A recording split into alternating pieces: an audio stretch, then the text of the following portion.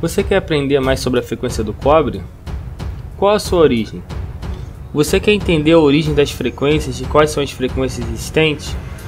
Então assiste esse vídeo até o fim e ao final terá uma surpresa para vocês.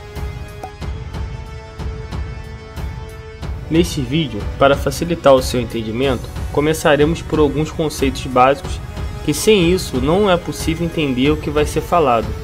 Se necessário, volte ao ponto que não entendeu e assista de novo.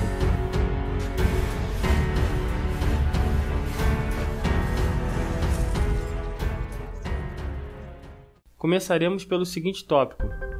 Você sabe o que é uma onda?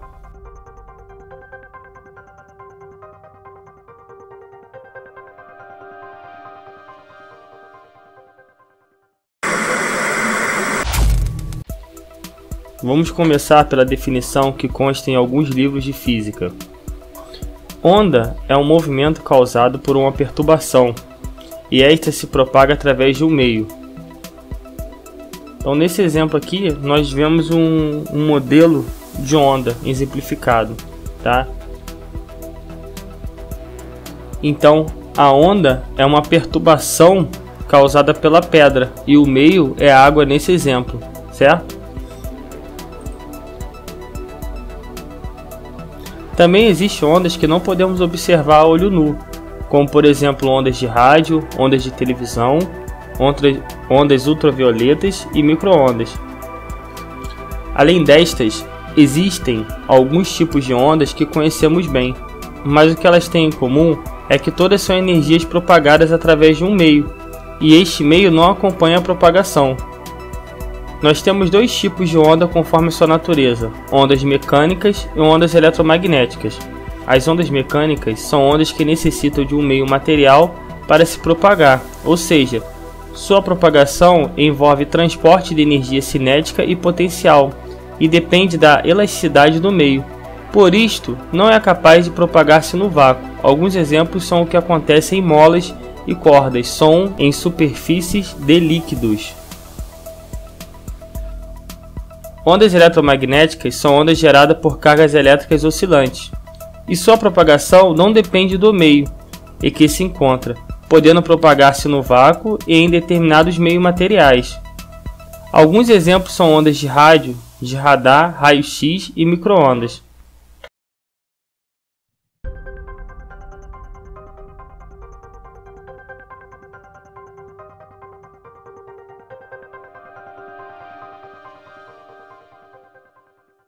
Ressonância é um fenômeno que acontece quando um sistema físico recebe energia por meio de excitações de frequência igual a uma de suas frequências naturais de vibração.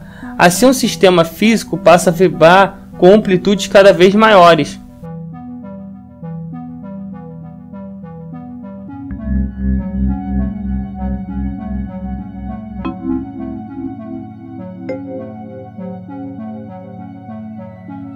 Para esta demonstração usaremos dois diapasões acoplados em caixas de ressonância, um diapasão menor, um martelinho com cabeça de borracha e um pêndulo de isopor pendurado com um fio fino de nylon. Iniciaremos com um experimento de ressonância. Usaremos dois diapasões montados numa caixa de madeira, sendo que um deles tem dois pezinhos presos nas extremidades que podem ser ajustados. Assim, ao bater o martelinho na haste do diapasão, ela irá vibrar e transmitir essa vibração para a caixa de madeira. A caixa, por sua vez, fará o ar dentro dela vibrar na mesma frequência, amplificando o som. Se posicionarmos as caixas de modo que fiquem uma de frente para a outra, ao batermos em um dos diapasões, podemos notar que o outro diapasão também começa a vibrar. Isso ocorre pelo fenômeno da ressonância. Como as frequências de vibração dos dois diapasões são praticamente iguais, a energia de vibração de um deles é transmitida para o outro através do som, ou seja, por meio da vibração do ar dentro das caixas de ressonância.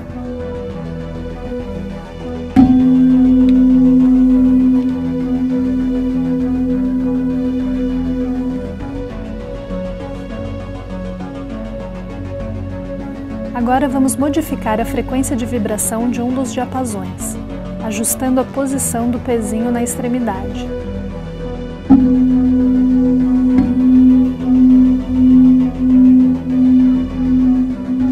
Dessa forma, o diapasão irá vibrar com uma frequência levemente menor se comparada com a frequência do outro diapasão. Por causa desta pequena diferença entre as frequências, podemos ouvir o som de um deles interferindo com o som produzido pelo outro, tendo como resultado o fenômeno chamado de batimento.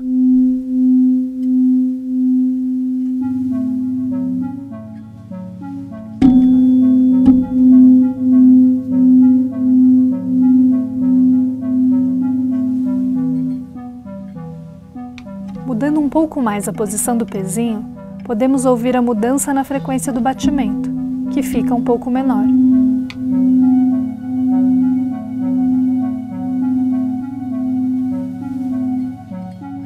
Podemos ainda fazer um outro experimento usando um diapasão menor, mas que tem a mesma frequência. Assim, quando posto para vibrar, ele também excitará o ar dentro da caixa de ressonância que amplificará o som.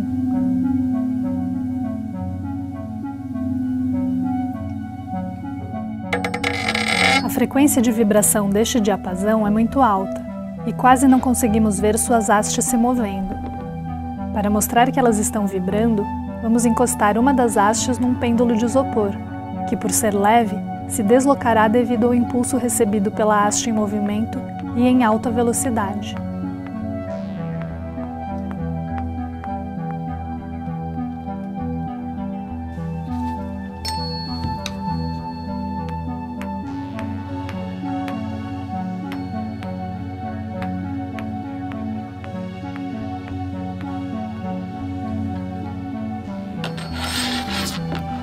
Usando o mesmo pêndulo de isopor, vamos agora mostrar que, de fato, a vibração de um dos diapasões pode fazer o outro diapasão vibrar por meio da ressonância, ou seja, haverá transmissão de energia através do som transmitido de uma caixa para a outra. O diapasão que estava parado inicialmente começa a vibrar por causa da transmissão de energia do diapasão que foi posto para vibrar, e poderá fazer mover o pêndulo de isopor, ainda que sozinho.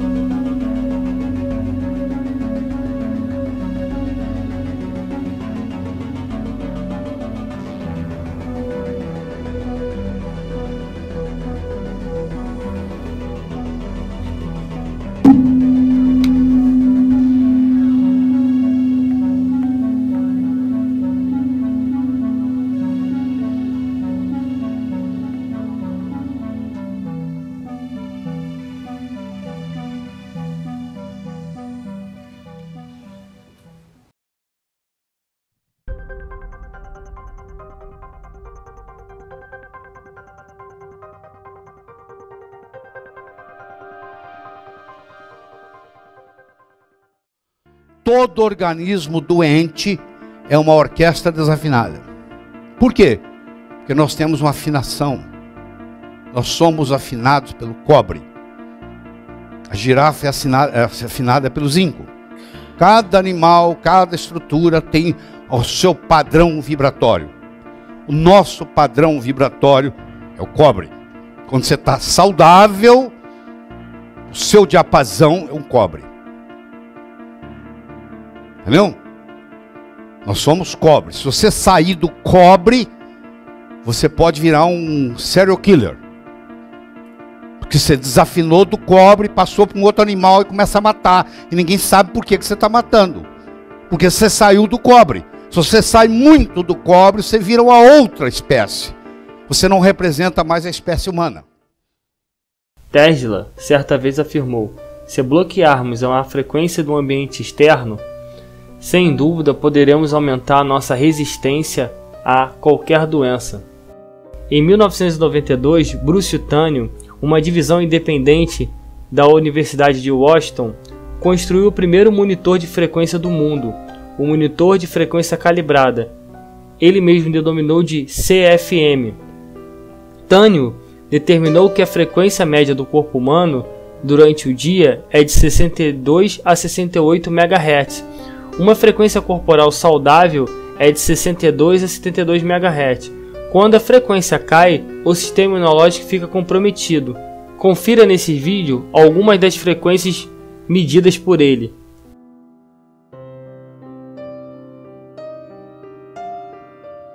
Claude Bernard, em 1865, afirmou: desequilíbrios que residem em nossos corpos e mentes podem ser detectados e reduzidos através da correção dos seus campos eletromagnéticos particulares por meio do biofeedback.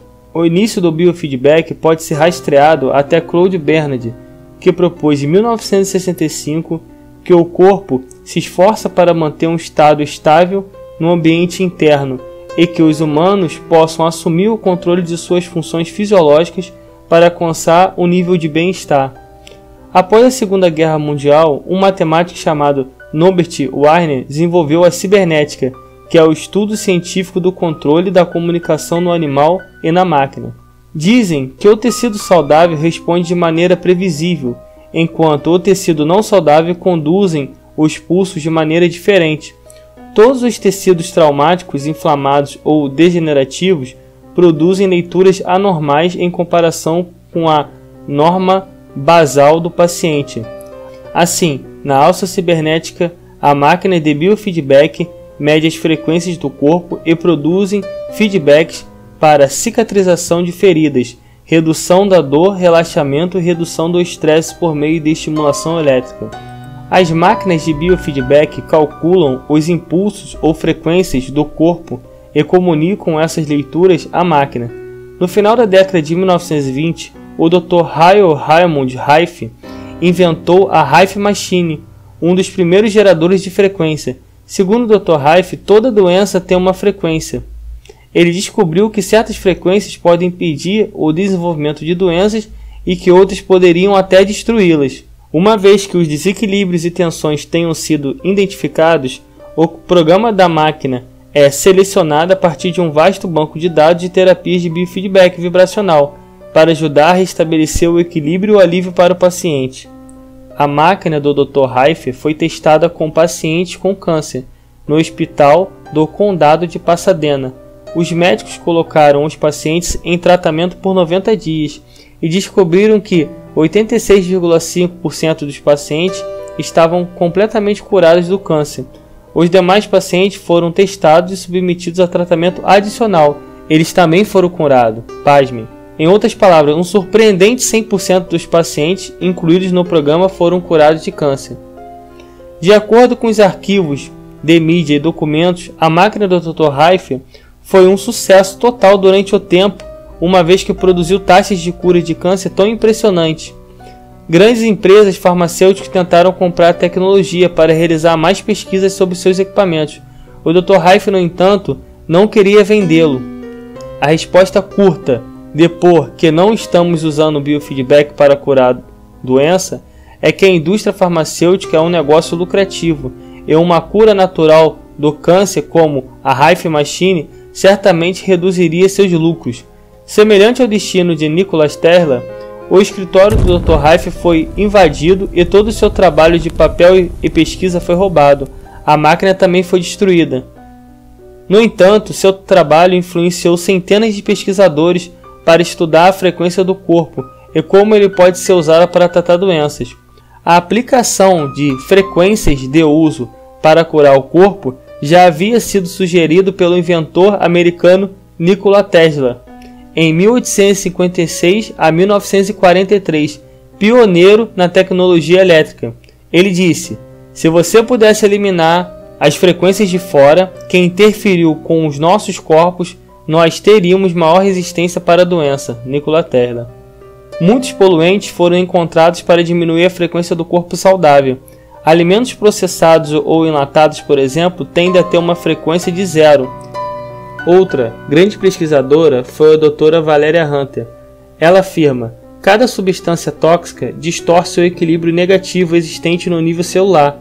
As toxinas despolarizam a célula, que então se torna polarizada ao sul e acaba perdendo sua capacidade de atrair energias magnéticas.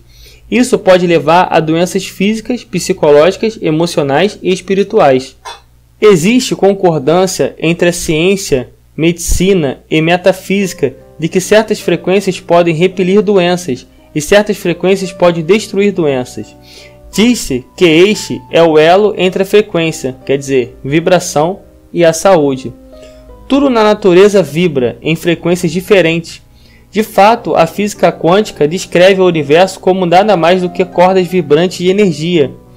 A pesquisa científica mostrou que diferentes partes dos nossos corpos têm sua própria assinatura sonora. Em outras palavras, o som das células do seu coração difere do som das células dos seus pulmões. Quando partes do corpo ficam estressadas ou não, elas não estão mais produzindo a onda sonora correta. Em outras palavras, eles não estão vibrando em sua frequência ressonante principal ótima. Para restabelecer ou recalibrar a sua frequência, você precisa entender como as vibrações mais baixas e mais altas afetam a sua energia e saúde. Muitos dos problemas que você encontra na sociedade, o pessoal saiu do cobre. Você viu esses vandalismos que tem aí? Os caras viram animal. Não está no cobre. Como é que nós adoecemos? Nós adoecemos por excesso de ingestão de toxinas. Tiago, e como podemos ser frequência e partícula ao mesmo tempo? Como, através de uma frequência, podemos curar uma doença ou podemos ser afinados pela frequência do cobre, por exemplo? Se nós somos matérias, onde nós conseguimos tocar e sentir tudo que nós vemos, como uma frequência pode interagir com o nosso corpo? Para entender isso, precisamos analisar o experimento da dupla fenda, que explicaremos agora nesse vídeo. Aqui, com o vovô de toda esquisitice quântica, o nada famoso experimento da fenda dupla. Para entender esse exemplo, nós precisamos ver como partículas ou bolinhas de matéria agem. Se por acaso lançarmos um pequeno objeto pela fenda que pode ser uma bolinha de gude, podemos ver um modelo na parede de trás, pois as bolinhas passaram pela fenda e bateram lá. Agora, se colocarmos uma segunda fenda, nós esperamos ver uma segunda tira duplicada à direita. Agora vamos ver as ondas. As ondas batiam na fenda e irradiavam, batendo na parede de trás, com maior intensidade diretamente na linha da tira. A linha iluminada, na parede de trás, mostra essa intensidade. É parecida com a linha que as bolinhas de gude fizeram, mas, quando adicionamos a segunda fenda, acontece uma coisa diferente. Se o topo de uma onda encontra a parte de baixo de outra onda, elas se anulam. Agora existe um modelo de interferência na parede de trás. Os lugares onde dois topos se encontram são os de mais intensidade, as linhas de luz, e onde elas se anulam, não tem nada. Então, quando jogamos coisas, quer dizer matéria, através de duas fendas, temos isso. Duas linhas. E com ondas, nós temos um modelo de interferência com muitas linhas. Por enquanto está bom. Agora, vamos ficar quânticos. Um elétron é um pedaço bem pequenininho de matéria, como uma bolinha de gude. Vamos jogar uma corrente por uma fenda. Se comporta igual a bolinha de gude, uma linha só. Então, se lançarmos essas coisas pequenininhas pelas duas fendas, devemos ter, como com as bolinhas, duas linhas. O quê? Um modelo de interferência.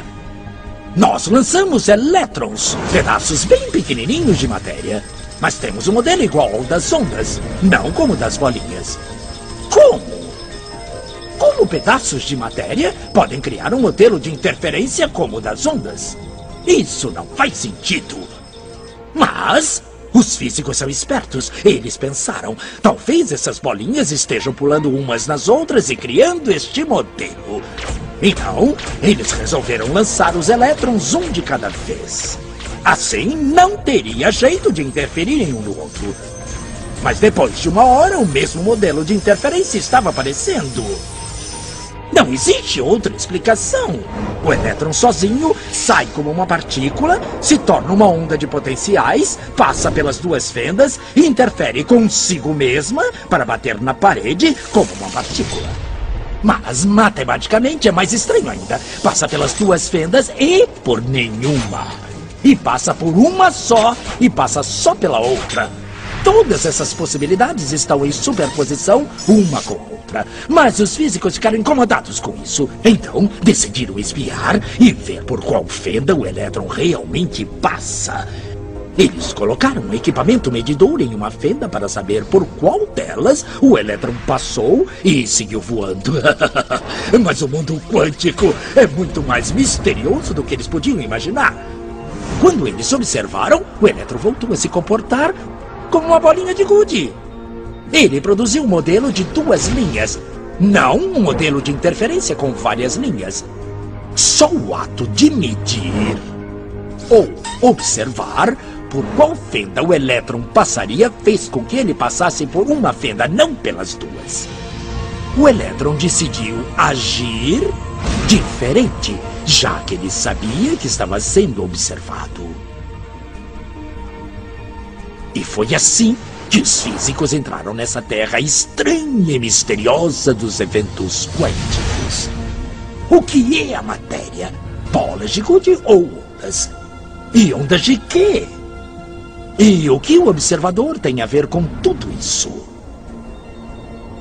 O observador acabou com a função de onda simplesmente por observar.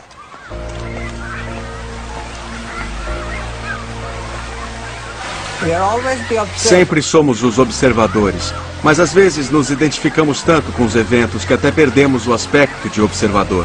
É por isso que o material fica completamente perdido e podemos fazer as coisas sem o observador.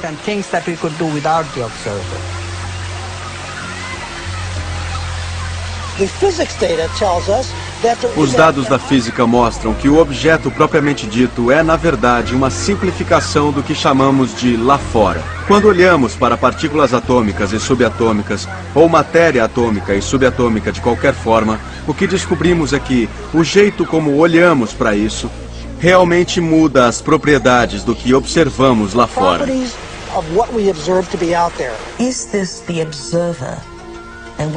Será esse observador o mundo maluco e esquisito das partículas quânticas e como elas reagem? Será então o observador? E mesmo assim, nós não conseguimos ter um campo quântico sem a observação de cientistas que tenham ido lá e descoberto coisas e mais coisas. Todos são observadores. Mas nenhum deles concorda com todos os pontos do campo, porque percebe o campo matematicamente de diferentes ângulos de percepção.